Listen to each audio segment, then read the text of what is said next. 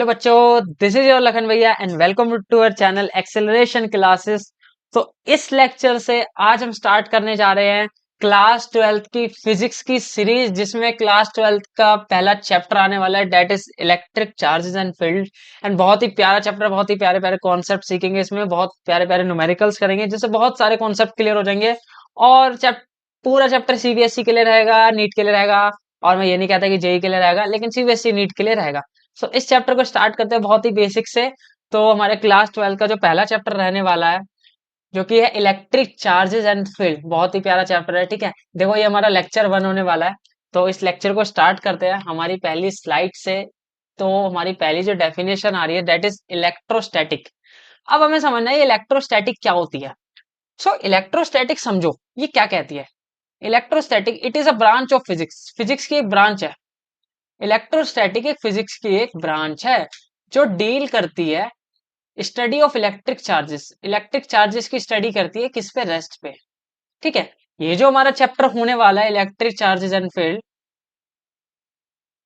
ये जो electric charges and field वाला चैप्टर होने वाला है, ये हमारा इलेक्ट्रोस्टैटिक की ब्रांच में रिलेट करेगा। इलेक्ट्रिक चार्जेस एंड फील्ड, ये चैप्टर किससे रिलेटेड है, इलेक्ट्रोस्टैटिक से। और इलेक्ट्रोस्टैटिक में क्या होता है, फिजिक्स की वो ब्रांच है जिसमें हम चार्ज जब रेस्ट पे होता है तो उसकी स्टडी करते हैं। सो हमें इलेक्ट्रोस्टैटिक के बारे में समझ आया। अब हम नेक्स्ट स्लाइड पे चलते हैं। सेकंड जो चीज है, अब हमें समझना है चार्ज क्या होता है। ठीक है, चार्ज को समझते हैं। ये बहुत, देखो, चार्ज को समझने से पहले चार्ज की ना डेफिनेशन को देखते हैं। ठीक है, तो चार्ज को देखो क्या कहता है ये। पेन का कलर चेंज कर लेते हैं, फिर इसको स्टार्ट करते हैं। देखो ये कहता है it is the intrinsic property of particle. किसी पार्टिकल की इंट्रिंसिक प्रॉपर्टी है। कौन सी प्रॉपर्टी है, इंट्रिंसिक प्रॉपर्टी है। चार्ज किसी पार्टिकल की इंट्रिंसिक प्रॉपर्टी है जो कि एक्सपीरियंस करती है एक फोर्स को, कुछ फोर्स को एक्सपीरियंस करती है। और we can say some electric field को एक्सपीरियंस करती है। किसको एक्सपीरियंस करती है, इलेक्ट्रिक फील्ड। ठीक है, ये जो चार्ज होता है, ये किसी भी पार्टिकल या किसी मैटर की एक इंट्रिंसिक प्रॉपर्टी होती है, जिसमें क्या होता है, वो एक इलेक्ट्रिक फोर्स या फिर एक इलेक्ट्रिक फील्ड को एक्सपीरियंस करती है।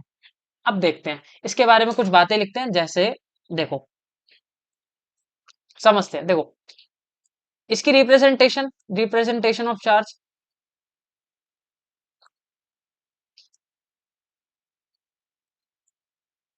इसको चार्ज को किससे रिप्रेजेंट किया जाता है, या तो हम बड़े क्यू से दिखा दे या हम छोटे क्यू से दिखा सकते हैं। ये इस चार्ज की रिप्रेजेंटेशन है। ठीक है, कैपिटल क्यू और we can say small Q. ठीक है, दूसरी चीज आती है SI unit of charge.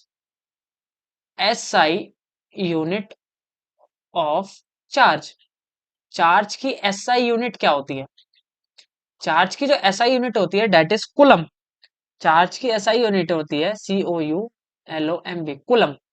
Date is coulomb, जिसको हम कैपिटल C से दिखाते हैं। ठीक है, अब हमने चार्ज का रिप्रेजेंटेशन देखा, चार्ज की एसआई यूनिट देखी कि चार्ज को मेजर किस में किया जाता है, कूलम में मेजर किया जाता है। अब देखो, अब इसमें जो दूसरी चीज आती है, हम अगर दूसरी स्लाइड पे चले, पहले एक और चीज रहती है कि last thing is charge is a scalar. Charge is scalar, charge एक स्केलर क्वांटिटी है। ठीक है, हमने चार्ज के बारे में पढ़ा, किसी भी बॉडी की इंट्रिंसिक प्रॉपर्टी होती है जो कि एक एक्सपीरियंस करती है एक फोर्स को और किसी इलेक्ट्रिक फील्ड को एक्सपीरियंस करती है। ठीक है, ठीक है, इलेक्ट्रिक फील्ड प्रोड्यूस करती है। और चार्ज को क्यू से दिखा सकते हैं और या फिर माइनस क्यू से दिखा सकते हैं। SI unit of charge that is coulomb and charge is a scalar quantity. हमने चार्ज के बारे में बहुत अच्छे से पढ़ा। अब हम आगे चलते हैं नेक्स्ट उस पे, स्लाइड पे। टाइप्स ऑफ चार्ज की बात करते हैं। देखो, अगर हम टाइप्स ऑफ चार्ज की बात करें तो दो तरीके के चार्ज होते हैं। कौन कौन से, एक होता है पॉजिटिव चार्ज, एक होता है पॉजिटिव चार्ज, पॉजिटिव चार्ज, और एक होता है नेगेटिव चार्ज, एक होता है नेगेटिव चार्ज। अब आप समझो, positive charge plus, negative charge minus. ठीक है, अब समझो, इसकी कुछ प्रॉपर्टी पढ़ते हैं चार्जेस की। जैसे जैसे देखो, अगर पॉजिटिव पॉजिटिव चार्ज एक साथ आ जाए तो ये क्या करेंगे, ये एक दूसरे को रिपेल करेंगे, मतलब दूर भागेंगे। सिमिलरली नेगेटिव नेगेटिव चार्ज आ जाए तो ये चार्ज होंगे एक दूसरे को अट्रैक्ट करेंगे। ठीक है, अगर मैं बोलूं पॉजिटिव नेगेटिव चार्ज आ जाए, देखो ऊपर वाला ये रॉन्ग था, इस नेगेटिव नेगेटिव चार्ज भी एक दूसरे को रिपेल करेंगे। सिमिलरली पॉजिटिव आ गया नेगेटिव आ गया, ये दोनों चार्ज एक दूसरे को अट्रैक्ट करेंगे। सिमिलरली माइनस या प्लस, यानी नेगेटिव पॉजिटिव चार्ज आ गया, ये एक ही केस है ये दोनों, तो ये दोनों एक दूसरे को अट्रैक्ट करेंगे। जैसे समझते हैं ना, जैसे एक बार मैग्नेट होता है, बार मैग्नेट का जैसे मान लो ये जैसे साउथ पोल है, ये नॉर्थ पोल है और ये साउथ पोल है। अब यहाँ पे जो एक और बार मैग्नेट लाया वो इससे अट्रैक्ट कब होगा, जब ये नॉर्थ पोल होगा और जब ये अपोजिट उसमें साउथ पोल होगा। देखो साउथ नॉर्थ एक दूसरे को अट्रैक्ट कर रहे हैं, इसलिए वो पास आ रहे हैं। अगर मैं सेम लेके आता, अगर मैं सेम लेके आता तो ये क्या करते, ये दूर भागते, ये दोनों यहाँ से दूर भागते। ऐसे ही चार्जेस में होता है, प्लस प्लस चार्ज रिपेल करते हैं, माइनस माइनस चार्ज रिपेल करते हैं, plus minus attract, minus plus attract. ठीक है, चार्जेस के बारे में पढ़ लिया। अब समझते हैं टाइप्स ऑफ, ये जो चार्जेस होते हैं ये बनते कैसे हैं। पॉजिटिव चार्ज के बारे में समझते हैं। सबसे पहले समझते हैं पॉजिटिव चार्ज बनता कम है। It form it form when some electrons are removed from body. जब हम किसी बॉडी से या किसी एटम से इलेक्ट्रॉन को रिमूव करते हैं तो हमारा पॉजिटिव चार्ज क्रिएट होता है। जैसे समझते हैं, देखो जैसे मैंने बनाया एक ये, एक एटम का न्यूक्लियस है, इसमें 4 प्रोटॉन है और 4 ही न्यूट्रॉन है। जैसे इसमें 4 प्रोटॉन है 4 न्यूट्रॉन है। अब ये इसका है पहला शेल, ठीक है, और ये इसका है second shell.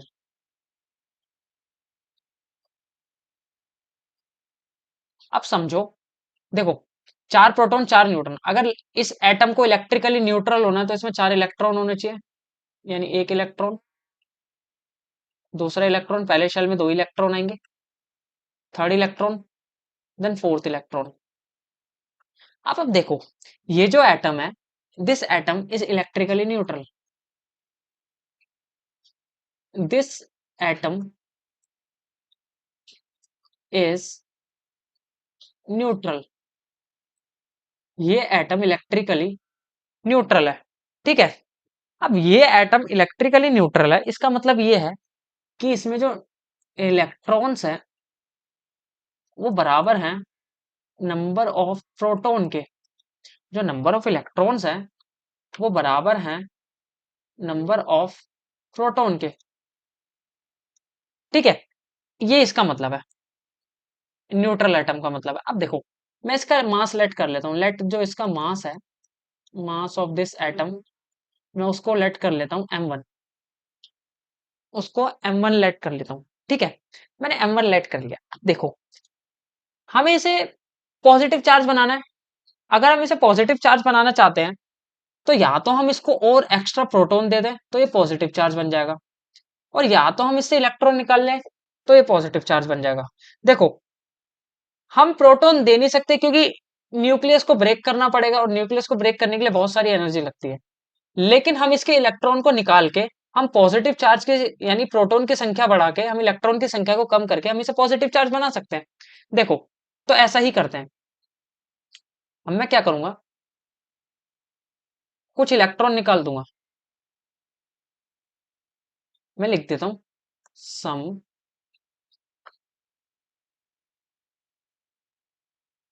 Electrons are removed from atom. किसी एटम से कुछ इलेक्ट्रॉन निकाल दिए हैं।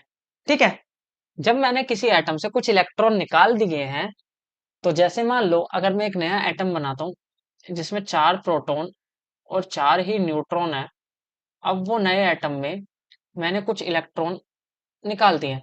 जैसे मान लो एक इलेक्ट्रॉन ये रहा और दो अंदर इलेक्ट्रॉन अंदर थे। ठीक है, मैंने एक इलेक्ट्रॉन निकाल लिया है। अब देखो, समझो, ये जो एटम है ना, ये एटम इलेक्ट्रिकली न्यूट्रल नहीं है। ये एटम इलेक्ट्रिकली न्यूट्रल नहीं है। अब जैसे मैं इस एटम का मास को लेट कर लेता हूँ, इस एटम का मास को मैं m2 मान लेता हूँ। अब एक बात बताओ, ये यहाँ पे चार इलेक्ट्रॉन थे, यहाँ पे इलेक्ट्रॉन कितने थे? चार। और यहाँ पे इलेक्ट्रॉन कितने हैं, नंबर ऑफ इलेक्ट्रॉन? यहाँ पे नंबर ऑफ इलेक्ट्रॉन है 3। ठीक है। अब एक बात बताओ, जब मैं किसी बॉडी से कुछ मटेरियल निकालूंगा, कुछ पार्टिकल निकालूंगा, तो क्या उसका मास कम होगा? हाँ, बिल्कुल कम होगा। तो m2 मास जो है वो m1 मास के मुकाबले बहुत मतलब कम है। तो मैं यहाँ पे लिख सकता हूँ, जो m2 मास है वो लेस देन है m1 मास के। यानी m2 का जो मास है वो कम है m1 के मुकाबले, क्योंकि m1 में ज्यादा इलेक्ट्रॉन है। ठीक है, बात समझ आती है। अब आगे चलते हैं।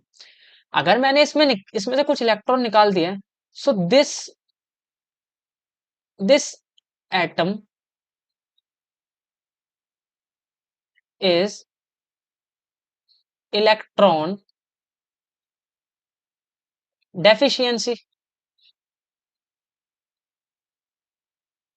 ये एटम जो है इलेक्ट्रॉन डेफिशिएंस हो गया। क्यों? क्योंकि इसमें इलेक्ट्रॉन की संख्या कम हो गई, इलेक्ट्रॉन की डेफिशिएंसी होगी। तो मैं कह सकता हूं, so atom become positively charge. Atom become positively charge. ठीक है, atom become positively charge, easy था।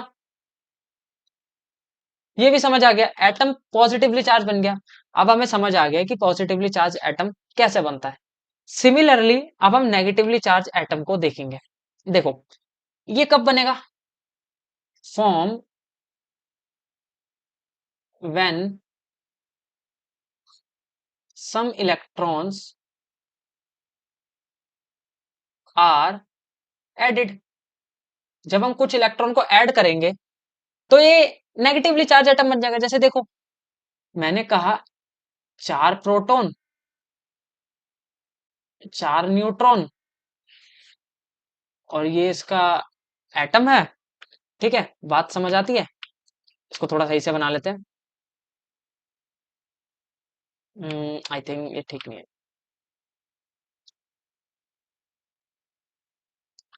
ठीक है, चलो कोई नहीं, चल जाएगा इतना तो।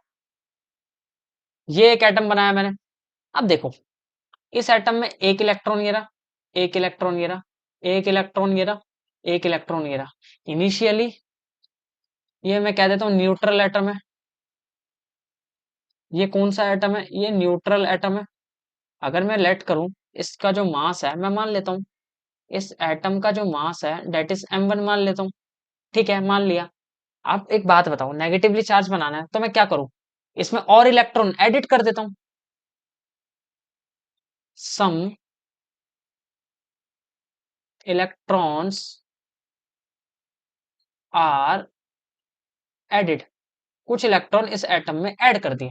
तो नया जो एटम रहेगा डेट इज चार प्रोटॉन, चार न्यूट्रॉन। ठीक है, और ये इसका, ये इनके शेल्स हैं। अब देखो, चार इलेक्ट्रॉन ऑलरेडी थे, चार इलेक्ट्रॉन ऑलरेडी थे। मैंने क्या करा, दो इलेक्ट्रॉन और ऐड कर दिए। अब इसमें टोटल दो इलेक्ट्रॉन एक्स्ट्रा आ गए। अगर मैं बोलूं ये एटम न्यूट्रल तो है नहीं। ठीक है, अब ये एटम न्यूट्रल नहीं है, इसका मास सेलेक्ट कर लेते हैं, डेट इज इसका मास मान लेते हैं m2 है। अब बात करते हैं, इसमें चार इलेक्ट्रॉन है, इसमें छह इलेक्ट्रॉन है, तो मास बढ़ गया। सीधी सी बात है, तो m2 का मास ज्यादा है m m1 के मुकाबले। बिल्कुल ठीक बात है। अब ये जो एटम है, this atom become, this atom is electron excess. Electron के एक्सेस में, यानी इलेक्ट्रॉन इसमें ज्यादा है। सो हम कह सकते हैं, so atom become, atom become, atom become positively charge, sorry negatively charge. Atom negatively charge बन गया। एटम क्या हो गया? एटम नेगेटिवली चार्ज हो गया। आसान था। देखो हमने नेगेटिव चार्ज बनाना सीख लिया, पॉजिटिव चार्ज बनाना सीख लिया, ऐसे ही बनाए जाते हैं। हमने टाइप्स ऑफ चार्ज के बारे में देखा, हमने व्हाट इज चार्ज क्या था, चार्ज के बारे में भी देख लिया। अब नेक्स्ट स्लाइड पे चलते हैं, वो है basic properties of charge. Charge की क्या बेसिक प्रॉपर्टीज होती हैं? सबसे पहली जो प्रॉपर्टी आती है एडिटिविटी ऑफ चार्ज। अगर चार्ज एक स्केलर क्वांटिटी है तो उसको एल्जेब्रिकली ऐड किया जाता है। क्वांटाइजेशन ऑफ चार्ज इसके बारे में समझेंगे, and then conservation of charge के बारे में समझेंगे। ठीक है, हर एक एक स्लाइड पे जाके हर एक एक के टॉपिक के बारे में समझेंगे। अब हम समझते हैं एडिटिविटी ऑफ चार्ज क्या होता है। ठीक है, एडिटिविटी ऑफ चार्ज के बारे में समझते हैं। ये कहता है the total charge of the system, किसी सिस्टम में टोटल चार्ज जो होगा वो एल्जेब्रिक सम के बराबर होगा सारे इंडिविजुअल चार्ज का, located at the different point inside the system. Definition को अच्छे से समझते हैं। जैसे देखो, जैसे मान लो मैंने एक सिस्टम बनाया और वो सिस्टम बंद है। मैंने एक सिस्टम बनाया, इस सिस्टम के अंदर एक Q1 चार्ज पड़ा है, इस कोने पे एक Q2 चार्ज पड़ा है, एक Q3 चार्ज पड़ा है, एक Q4 चार्ज पड़ा है। अब एक बात बताओ, ये सिस्टम है system of charges, system of charges, ये चार्जेस का सिस्टम है। बिल्कुल ठीक बात है। अब मेरे को एक बात बताओ, इसमें डिफरेंट डिफरेंट चार्जेस है, अलग अलग डिफरेंट डिफरेंट पॉइंट पे। तो मेरे को टोटल चार्ज जानना है, तो मैं क्या करूं? मेरे को टोटल चार्ज जानना है क्यू नेट। तो क्यू नेट कैसे जानेंगे? सारे चार्ज का सम कर देते हैं एल्जेब्रिकली। क्यों? क्योंकि चार्ज तो स्केलर क्वांटिटी होती है और स्केलर क्वांटिटी को स्केलर की तरह ऐड किया जाता है। तो सारे चार्ज का सम क्या आएगा? Q1 plus Q2 plus Q3 plus Q4। और यही एडिटिविटी ऑफ चार्ज कहता है कि भाई the total charge of the system, किसी भी सिस्टम में total charge algebraic sum of all individual charges, सारे इंडिविजुअल चार्ज यानी हर एक इंडिविजुअल चार्ज के सम जब हर एक इंडिविजुअल चार्ज का सम करेंगे और वो चार्ज डिफरेंट डिफरेंट पॉइंट पे हैं सिस्टम के, और उनका सम करने पर हमें टोटल चार्ज मिल जाएगा। यही कहता है एडिटिविटी ऑफ चार्ज, और कुछ नहीं कहता। बहुत ईजी है। आगे चलते हैं, नेक्स्ट स्लाइड पे आगे वाला टॉपिक समझते हैं, जो कहता है क्वांटाइजेशन ऑफ चार्ज क्या होता है। अब क्वांटाइजेशन ऑफ चार्ज समझो। ठीक है, क्वांटाइजेशन ऑफ चार्ज में क्या होगा? जैसे देखो, क्वांटाइजेशन ऑफ चार्ज क्या कहता है? The total charge of the body, किसी भी बॉडी पे total charge, the total charge of the body, किसी बॉडी पे total charge is always an integral, integral मतलब 1 2 3 value type, multiple, integral, integral का मल्टीपल होगा of basic quantum of charge of e. यानी देखो, मैंने कहा किसी भी बॉडी पे क्यू चार्ज होगा और वो होगा इलेक्ट्रॉन के चार्ज के एन मल्टीपल पे, यानी जितना इलेक्ट्रॉन का चार्ज होगा उसका मल्टीपल यानी एन का मल्टीपल किसी भी बॉडी पे, यानी चार्ज ऑन क्यू। क्यू मतलब ये क्यू क्या है, पहले मैं फॉर्मूला लिखता हूँ पहले सीधा सीधा। देखो, अब इसका कहने का मतलब है कि the total charge of the body, किसी भी बॉडी पे जो टोटल चार्ज होगा is always are integral multiple of basic quantum of charge. किसी भी बॉडी पे टोटल चार्ज इलेक्ट्रॉन के इंटीग्रल मल्टीपल पे होगा। क्यों? देखो, क्यू क्या है? क्यू है चार्ज ऑन अ बॉडी, किसी बॉडी पे चार्ज है क्यू। एन क्या है? एन है नंबर ऑफ इलेक्ट्रॉन्स, एन है नंबर ऑफ इलेक्ट्रॉन्स। और ये जो नंबर ऑफ इलेक्ट्रॉन है ये इंटीग्रल वैल्यू होनी चाहिए, should be integral value, should be नहीं मस्ट बी इंटीग्रल वैल्यू। अब इंटीग्रल वैल्यू क्या होती है? एंड या तो 1 होना चाहिए, 2 होना चाहिए, 3 होना चाहिए, 4 होना चाहिए, बट फ्रैक्शन में नहीं होना चाहिए। और इलेक्ट्रॉन क्या है? ई क्या है? ई है charge on electron, charge on electron. E क्या है? Charge on electron. और चार्ज ऑन इलेक्ट्रॉन क्या होता है? 1.6 इंटू 10⁻⁻19 कूलम। ये भी बहुत आसान था, समझ आ गया। अब एक बात बताओ, देखो एक और चीज लिखते हैं। अगर एन की वैल्यू, ध्यान से समझना, अगर एन की वैल्यू, अगर जो हमारी एन की वैल्यू है वो नेगेटिव आ जाए, अगर हमारी एन की वैल्यू नेगेटिव आ जाए तो इसका मतलब होता है excess of electron, electron excess में है।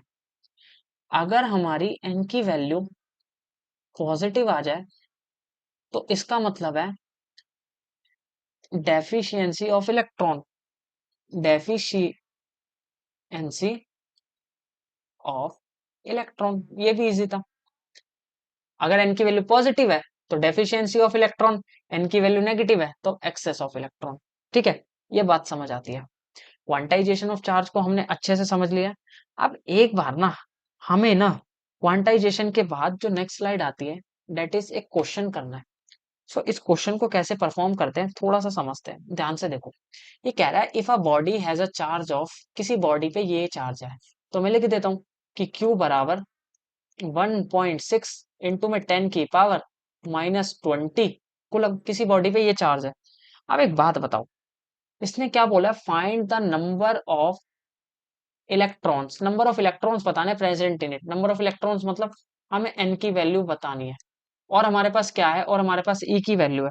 अब E की वैल्यू क्या होती है मुझे ये बताओ। E की वैल्यू होती है 1.6 इंटू में 10 की पावर -19 कुलम। ये इलेक्ट्रॉन के ऊपर चार्ज होता है। अब Q बराबर एन यू, सॉरी, Q बराबर एन ई लगाएंगे, Q बराबर एन ई लगाएंगे। अब एक बात बताओ, आपको n निकालना है, नंबर ऑफ इलेक्ट्रॉन, इसको अलग कर दो, Q divided by E. Q की वैल्यू क्या है, 1.6 इंटू में 10 की पावर -20 डिवाइडेड बाय 1.6 इंटू में 10 की पावर -19। अब देखो 1.6 से 1.6 कट गया। अब देखो 10 की पावर -20 इंटू में 10 की पावर -19 है, जब ऊपर जाएगा तो +19 हो जाएगा। अब देखो दोनों पावर ऐड होएगी, यानी 10 की पावर, देखो बेस सेम है, पावर अलग अलग है तो पावर ऐड हो जाती है, 20 + 19।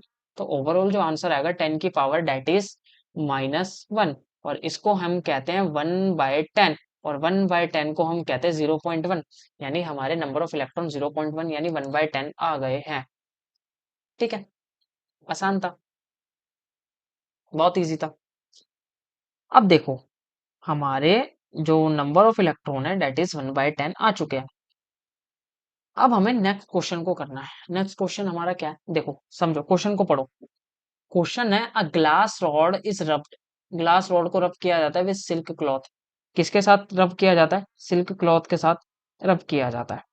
ठीक है, अब देखो फाइंड द ग्लास रॉड, कह रहा है ये the glass rod acquire a charge of 119.2 into 10 की पावर, इस पे ग्लास रॉड पे ये चार्ज है, तो यानी क्यू की वैल्यू मिल गई। क्यू की वैल्यू क्या है, 19.2 इंटू में 10 की पावर -19 कुलम। ठीक है, समझ आ गया। Find the number of lost by glass rod, यहाँ पे इलेक्ट्रॉन आना चाहिए, नंबर ऑफ इलेक्ट्रॉन निकालने हैं हमें। सो ई की वैल्यू अगेन 1.6 इंटू में 10 की पावर -19 कुलम होती है। हमें नंबर ऑफ इलेक्ट्रॉन फाइंड करने हैं। अब देखो Q बराबर एन ई लगाएंगे तो इजी इजी क्वेश्चन है, इसमें ज्यादा कुछ करना नहीं है। Q बाय ई करेंगे। ठीक है, Q की वैल्यू है 1.6 इंटू में 10 की पावर, हम एक सेकेंड, यहाँ तो चार्ज आएगा, तो 1.6 यहाँ आएगा 19.2 इंटू में 10 की पावर -19 कुलम। ठीक है, -19 कुलम आ गया। देन इसके बाद नीचे क्या आएगा, इसको थोड़ा सही कर लेते हैं। 1.6 इंटू में 10 की पावर -19 कुलम। देखो अब 119 ये सेम था, 10 की पावर 19 कट गया। अब इसको काटना है। अब जब इसको काटेंगे ना तो मैं आपको बता देता हूँ, इसको पॉइंट हटाएंगे, पॉइंट हटाने के बाद ये कटेगा कितने पर, ये 12 पर चले जाएगा। हाँ, ये सीधा 12 पर चले जाएगा। हमारा जो ओवरऑल आंसर आएगा डेट इज 12 आएगा। ये सीधा जब आप 192 को 16 से काटेंगे 12 पर कट जाएगा। ठीक है, तो ये ओवरऑल आंसर डेट इज 12 आएगा। ये बात हमें समझ आती है। अब हम क्या करते हैं, नेक्स्ट क्वेश्चन की ओर चलते हैं। डेट इज जो हमारा नेक्स्ट क्वेश्चन होने वाला है, नेक्स्ट क्वेश्चन क्या होने वाला है, देखो इसने बोला है व्हेन 10 की पावर 14 इलेक्ट्रॉन्स आर रिमूव्ड। देखो हमें n की वैल्यू दे दी। अब इस बार इसने हमें n इक्वल टू 10 की पावर 14 इलेक्ट्रॉन्स इसने रिमूव कर दिए from a neutral metal sphere, किसी मेटल स्फीयर से इतने इलेक्ट्रॉन हटा दिए। चार्ज ऑन द स्फीयर पूछ रहा है ये, यानी ये क्यू की वैल्यू पूछ रहा है, ठीक है। और ई की वैल्यू आप जानते हैं 1.6 इंटू में 10 की पावर माइनस 19 कूलम। न्यूमेरिकल करना बहुत ईजी है। Q बराबर एन ई लगाएंगे, आपको क्या निकालना है, Q निकालना है। एन की वैल्यू क्या है, 10 की पावर 14 इंटू में 1.6 इंटू में 10 की पावर माइनस 19। अब समझो 1.6 इंटू में 10 की पावर माइनस 19 प्लस 14 हो जाएगा। सो 1.6 इंटू में 10 की पावर, अब देखो 19 माइनस जब 14 करेंगे तो देखो माइनस प्लस माइनस, पहली बात तो माइनस का साइन आएगा, ठीक है, और ये बचेगा 5। बहुत ईजी था, -5 आ जाएगा। अब हम इसे ये हमारा आंसर है क्यू, ठीक है। ये क्वेश्चन भी हमारा हो गया। अब हम क्या करते हैं, नेक्स्ट क्वेश्चन पे चलते हैं। दैट इज नेक्स्ट क्वेश्चन क्या होने वाला है, देखो ये क्वेश्चन, इसको समझते थोड़ा।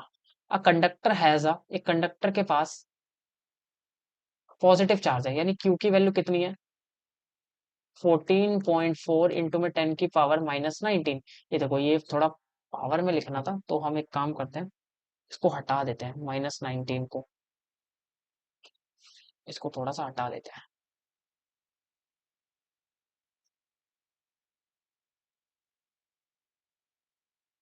इसको हटा देते हैं, ठीक है। अब हम क्या करते हैं, अब हमने खुद से पावर लगा देते हैं, नहीं, इसकी पावर -19 है, ठीक है। देखो क्यू की वैल्यू मिल गई, then conductor has a number of electrons पूछ रहे हैं, क्योंकि यहाँ पे 9 इलेक्ट्रॉन एक्सेस शॉर्ट में बता रहा है, तो देखो अब ध्यान से देखना, नंबर ऑफ इलेक्ट्रॉन यानी एन की वैल्यू पूछिए, और अब ई की वैल्यू 1.6 इंटू में 10 की पावर माइनस 19 कूलम, ठीक है। अब देखो क्यू बराबर प्लस माइनस एन ही लगाएंगे। क्यू की वैल्यू क्या है, हमें क्या निकालना है, नंबर ऑफ इलेक्ट्रॉन निकालने हैं। अब देख एक सेकेंड इसको समझते हैं।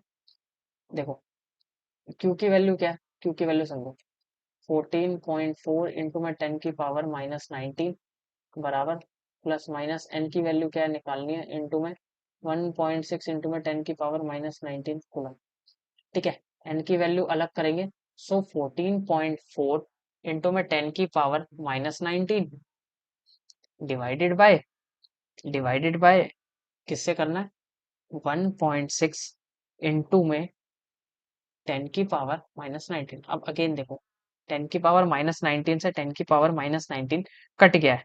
अब हमें क्या करना है, डिवाइड करना है किसको, ये देखो इसका पॉइंट हटाएंगे तो हमें इसे डिवाइड करना है। अब जब हम इसको डिवाइड करेंगे ना, तो हमारा आंसर आएगा 9, ठीक है। अभी हमारा आंसर क्या है, 9 आया है। अब समझो, अब ध्यान से समझना, आंसर जो 9 आया है, पहले 9 वाले ऑप्शन देखते हैं। देखो एक ये ऑप्शन आ रहा है, एक ये ऑप्शन आ रहा है, यानी इन दोनों ऑप्शन को नेग्लेक्ट कर देते हैं, ये दोनों ऑप्शन तो हो ही नहीं सकते, तो इनको तो करके कोई फायदा नहीं है छेड़ के भी। No electron in short, no electron in excess. अब देखो क्वेश्चन को पढ़ते हैं, कंडक्टर हैज द 14 पॉइंट इतने, ये इसका किसी भी कंडक्टर पे ये इसका चार्ज है, पॉजिटिव चार्ज है, ठीक है। द कंडक्टर हैज, इसने बोला है कि कितने इलेक्ट्रॉन शॉर्ट में होंगे। अब देखो इस पे चार्ज कितना था, इस पे, जैसे इस पे पूछे, प्लस माइनस यहाँ रखा था, ठीक है। इस पे चार्ज, इलेक्ट्रॉन पे चार्ज नेगेटिव होता है, नेगेटिव नेगेटिव से कट जाएगा, ओवरऑल जो वैल्यू आएगी ना, देखो यहाँ पे नेगेटिव, यहाँ के नेगेटिव से कट जाएगा, ओवरऑल जो वैल्यू आएगी वो प्लस की वैल्यू आएगी, ओवरऑल जो वैल्यू आएगी दैट इज प्लस वाली वैल्यू आएगी, ठीक है। तो अब जब वैल्यू प्लस में आती है तो हमने क्या सीखा था, देखते हैं। वैल्यू जब प्लस में आती है तो डेफिशिएंसी होती है, तो इसका जो आंसर है दैट इज इलेक्ट्रॉन शॉर्ट, ये इसका आंसर है, ठीक है। बहुत इजी था। अब हम अपने नेक्स्ट कॉन्सेप्ट की ओर चलते हैं। जो हमारा नेक्स्ट कॉन्सेप्ट है, I think quantization of charge. हाँ, हमें कंजर्वेशन ऑफ चार्ज के बारे में पढ़ना है, तो कंजर्वेशन ऑफ चार्ज के बारे में समझते हैं। सबसे पहले हम नेक्स्ट स्लाइड पे हेडिंग डाल लेते हैं कंजर्वेशन ऑफ चार्ज के बारे में, ठीक है। सो चलते हैं, let me change the heading. हाँ, हम पढ़ते हैं कंजर्वेशन ऑफ, अब कंजर्वेशन ऑफ चार्ज क्या कहता है इसको समझते हैं, ठीक है। कंजर्वेशन ऑफ चार्ज क्या कहता है इसको समझते हैं। देखो कंजर्वेशन ऑफ चार्ज को समझो, द टोटल चार्ज, देखो समझो इसको, the total charge, the total charge of an isolated system, the total charge of an isolated system, ठीक है, the total charge of an isolated system remains constant. अब देखो मैं आपको एक चीज बताता हूँ, जैसे मान लो आपके पास एक ये आइसोलेटेड सिस्टम है और इस पे चार्ज पड़ा हुआ है -2 कूलम, और पड़ा हुआ है 3 कूलम, देन एक चार्ज पड़ा हुआ है 7 कूलम का। अब आपने क्या करा, इस आइसोलेटेड सिस्टम को शेक करा, यानी थोड़ा सा हिलाया इसे, इसको जब आपने थोड़ा सा मूव किया बहुत अच्छे तरीके से, तो क्या होगा, चार्जेस की वैल्यूज पलट जाएगी, क्योंकि कॉलिजन होगा, कोई चार्ज किसी को दे देगा, कोई किसी को दे देगा, ठीक है। तो एक -7 कूलम बन जाता है, एक 0 कूलम का चार्ज आ जाता है, और एक x कूलम का है, जो कि मेरे को नहीं पता। अब एक बात बताओ, ये कह रहा है the total charge of an isolated system remains constant. कह रहा है कि किसी भी सिस्टम का टोटल चार्ज, इस सिस्टम का टोटल चार्ज, इस सिस्टम का टोटल चार्ज क्या होगा, जैसे इसकी क्यू नेट की बात करते हैं, इस सिस्टम के क्यू नेट की बात करते हैं। देखो चार्ज को इजीली ऐड कर सकते हैं, यानी -2 + 3 + 7, ओवरऑल चार्ज 7 + 3 10 -1, 8 कूलम आ रहा है इसका टोटल चार्ज। अब एक बात बताऊं, कंजर्वेशन ऑफ चार्ज कहता है किसी भी सिस्टम का चार्ज आफ्टर शेकिंग या आफ्टर कॉलिजन, वो सिस्टम का चार्ज सेम ही रहता है, यानी इसका टोटल चार्ज वो भी 8 कूलम रहने वाला है। इसका मतलब मैं कह सकता हूँ, अगर मैं एक्स की वैल्यू निकालनी है तो मैं मेरे को इधर के चार्ज का सम करके इधर के चार्ज का सम करके दोनों को बराबर करना पड़ेगा। यानी मैं कह सकता हूँ कि Q1 + Q2 + Q3, ये जो चार्ज है इस वाले सिस्टम का, जैसे इस वाले सिस्टम को बोल देते हैं नॉट, ठीक है, ये नॉट वाले सिस्टम का इसका, ठीक है, देन इस वाले सिस्टम का चार्ज मान लेते हैं Q1 + Q2 + Q3, ठीक है, इस वाले सिस्टम को बोल देते हैं ऊपर में नॉट, ठीक है। अब देखो एक सेकंड, ये तो पावर में लग रहा है ना, सो इसको कह देते हैं 1। अब देखो समझना, इस Q1 की वैल्यू क्या है, Q1 की वैल्यू रखेंगे -2 + 7 + 3, दैट इज इक्वल टू, इधर इधर में चार्ज की वैल्यू क्या है, -7 + 0 प्लस में x।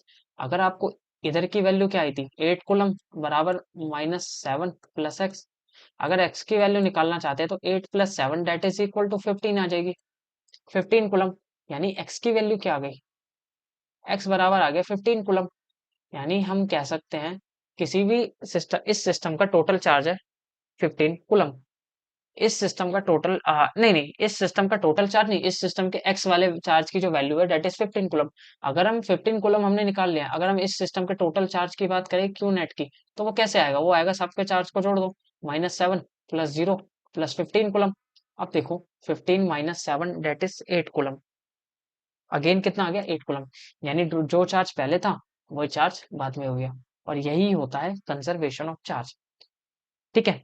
आज के लेक्चर को बहुत अच्छे से सीखा, तो आज हम इस लेक्चर को अभी के लिए एंड करते हैं, ठीक है। नेक्स्ट लेक्चर में आएंगे और बहुत प्यारे प्यारे कॉन्सेप्ट लेके, और एक कूलम स्लो पढ़ेंगे और बाकी सारी चीजें देखेंगे चार्जेस के बारे में। इस क्लास को यहीं पे एंड करते हैं, हमेशा खुश रहिए, ठीक है, और पढ़ाई करते रहिए, नोट्स खुद से बनाएं, किसी और के यूज ना करें, ठीक है। लेक्चर को एंड करते हैं, बहुत बहुत शुक्रिया आपका वीडियो देखने का, इस वीडियो को सब्सक्राइब करें ताकि आपको नोटिफिकेशन मिलती रहे, ठीक है।